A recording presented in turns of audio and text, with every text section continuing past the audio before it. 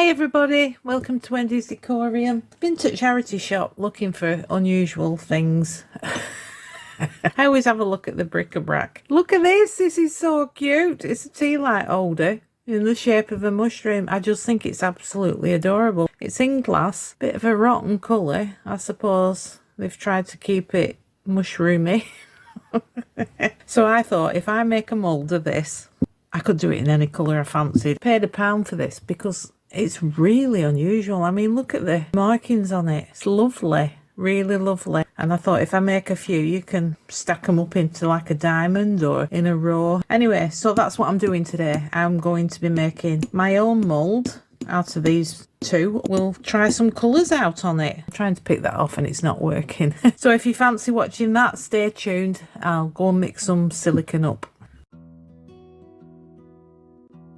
For anybody that's not seen this is the mould housing from Nick Pro. Other companies do them as well. Just slot them together like this. They've got little grooves in. Put a clip on and you can put it in any size you want. Clip on every single one. When you buy this mould housing, you do get some double-sided tape. Just going to turn it over and pop some double-sided tape on it. Right, now you can stick it to, you know, the big thick packing tape, but I use transfer tape. Right, I'm just burnishing it down. And this will secure and make sure that no silicone comes down. Ready to go? And we're going to do this upside down. Now, I'm hoping it's heavy enough that it won't float up.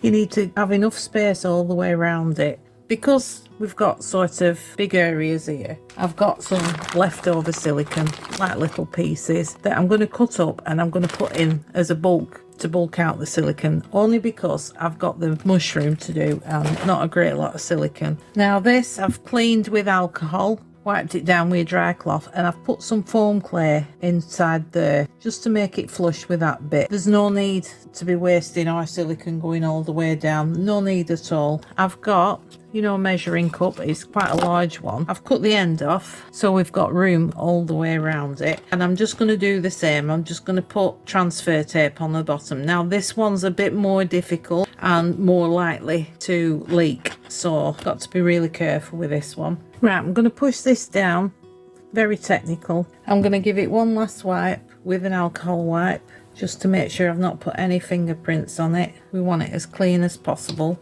I'm going to snip, not all the way to the cup, just so I can stick them on the cup. And then if it does leak, it's got to go upwards. The silicone I'm using is Let's Resin Silicone 15A. It's a 1:1 by weight. So I'm going to pour this down the sides first. Don't have to worry about bubbles with this. It degasses really well on its own.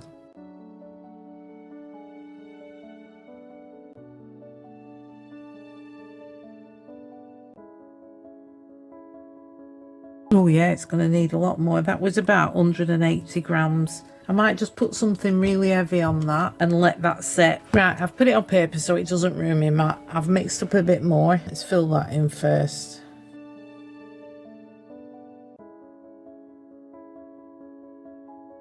Right, all I'll do is I'll mix a bit more up and we'll leave that to cure. I've put a very thin layer for the simple reason I was kind of worried about the little points. If I stuck it just to the tape, it will come out flat. It means a lot of trimming later on, a bit of difficult trimming, but that's what I'm going to do. I'm going to pour some more.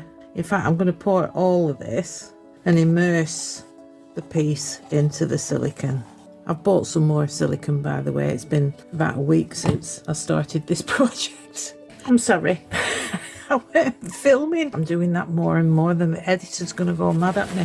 I've just put the rest in and I've put in some odd pieces of silicone, like quite big bits. I've put a few underneath there to make sure that it's actually covered, and I will meet you back for demould.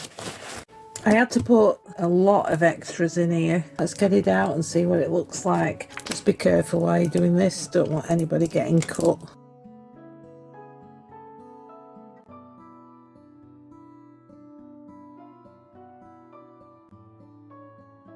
Right, a bit of an ugly mould, but I'm alright with that. It is very, very thin there.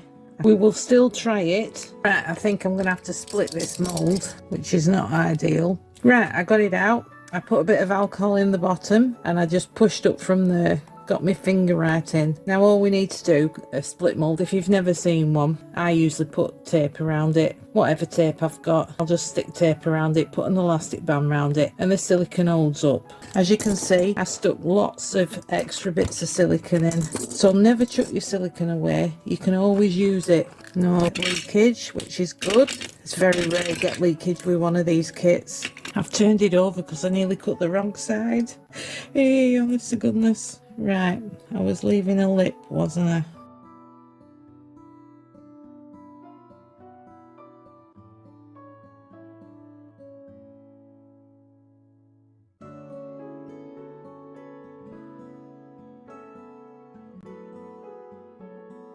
Right, I've not thought this one through. As you can see, the pattern of it is there. So we're going to keep that and put it in the top once the resin's in. This is the correct way. It's because this pattern is on the bottom of the mould. And of course, I wanted to get these bits out. So far, so good. Right, these moulds need to be left for 24 hours before you cast in them. And like I say, as soon as I pour the resin in, I will pop that on the top. So I'll just use it like an inlay and hopefully we will get that pattern, because this bit's flat.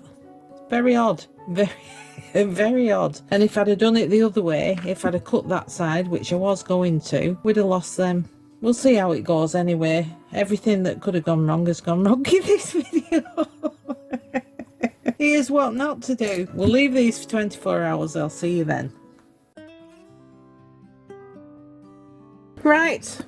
It's been a couple of days, well I think it's been more like a week. I've put tape around it. Don't be frightened of that. If you're struggling to get a mould out that you've made, don't be frightened of splitting it. The silicone is absolutely brilliant for putting itself back together. Right, I've mixed up 400 grams of aquacast. I've made it quite watery. I'll just fill this up. And at the moment I can give it a really good shake. And I'll just finish topping it up. I'm just making it natural. Not holding much up for this one. It's a bit of a nightmare to cast, really. Yeah, this one was a bit awkward. I think it would probably come out better in the epoxy. Like I said, they're not going on the vibration plate. All I'm going to do is I'm going to blow on this, pop them bubbles, and then we'll try and sit this in. There are always ways and means of fixing something you've either done wrong or was just a bit too difficult. Be nice and gentle, and we can paint it after or leave it natural, whichever looks best. I'll see you when that's cured. Let's get these out. We'll start on this one. I've taken the tape off. You might just get a bit of flashing where that is. I do apologise, I didn't even press record on that one. I took a photo instead. I've only been doing this 2 years. You'd think I'd be better at it, wouldn't you? I'm kind of disappointed with this one. You can see when I put it in to the silicone, not reached all the way to the top of the original piece, so we've got like a lip around there. Not happy with that. The back, it wasn't filled up enough when I put the inlay on. I mean, there is some shape to it, a lot of bubbles because I've not filled it up. The sides are perfect. I mean, it still suffices as a dish, but I'm really not impressed. Did I show you this? I don't think I did. I'm absolute chaos this time. Yeah, it's come out all right. There's texture on the bottom because of the bubbles. I don't mind because it's supposed to be a mushroom and no mushrooms flat on the bottom. That's my excuse and I'm going with it. But apart from that, it's come out really well. I'm pretty chuffed with that. Right, I will mix the epoxy up this time.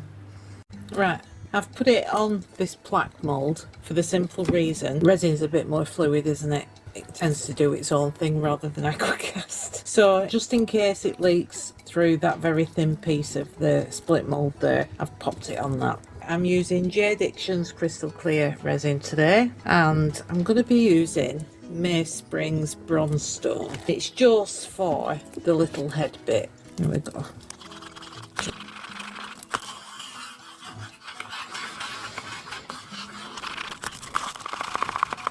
And I'm just going to pour it to the top of that little piece. I'll be using Let's Resin Coffee. Now I want it transparent, but I don't want it too dark, so let's get some resin. Oh yeah, it's very hot. Wow, that's really hot now. I don't know what's going on. I mean, like I said, it's very hot here. We're having a mini heat wave, so it's like 30 odd degrees, and I've never felt my resin that hot before. Right, let's get some alcohol, give it a spray first. Like I say, it's been in a debubbler, but all the help it can get. Yeah, that's perfect, that colour. Perfect. And gently, we'll get that in there. I don't care if some comes over the top, at least they'll know that it's in the right place. This is probably one of the ugliest moulds I've ever made, and I'm talking about all the coloured silicone I put in. I'm just going to let that cure. Okay, I've mixed up the same resin. I'm just going to fill the rest of this, and I'm going to make it really, really shimmery. So I want plenty of this dazzling diamonds. Oh, it's blown everywhere because of the fan. Want it as white as possible. Ooh, look at that. That's coating the stick lovely, isn't it? There we go. Just going to pour it in. Right to the top. Today, because it's been, and I know I keep saying it, very, very hot. The resin's cured in 4 hours without the curing machine or a heat mat. I can't believe it. Right, well that's better than the Aquacast version. That's come out great. A few little air bubbles there. Not that bothered about that. Let's get this flashing off. It should pick off really easy. Oh yeah, it definitely looks better in resin, doesn't it? In epoxy. That looks so much better than the Aquacast one. I'm pleased. So it does work. So that's one problem sorted. We'll let this one cure and we'll be right back. Right, I've taken this out. This was a nightmare and I've ripped it there. I mean, with tape, it would probably still work, but I know what I've done wrong. That's just too thin. I should not have put it in that cup. I should have found something a bit bigger and stopped being a cheapskate and worrying about the silicone. I will be able to use it again. I don't know how many more times I'll get out of it, but yeah, a bigger vessel. Make sure there's plenty of space. And I did know this. I don't know why I did it. Lesson learned. I'll show you what came out of it. It's cute. Not the best moulding in the world. So that's them. I'm happy with that. Now, if you do watch my videos, you'll listen, I use this. It's called a sparkle spray. It's from Tonic Studios. This is called Mica Mist. This is a very similar thing. But if you remember on the piggy bank videos, it sort of sprayed funny and got big splodges. So I'm going to use this mica spray. I want to cover the base. So we're having a blue mushroom today. And I've shook it up. I'm just going to spray it on. Get inside. There we go. Once it dries, it just gives like a glimmer. It's lovely.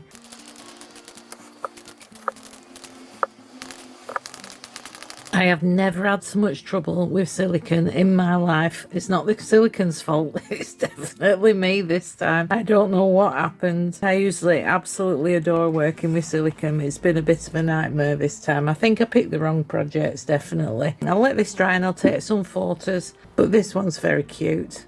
I do like this. Very, very impressed with that one. It's not worked so well in Aquacast, which I don't often say. So you've seen all the problems. You've seen how I've fixed them, or the ones that can't be fixed, like splitting the mould. Thank you so much for watching. I hope you've got something out of it, and I will see you for the next one. Bye.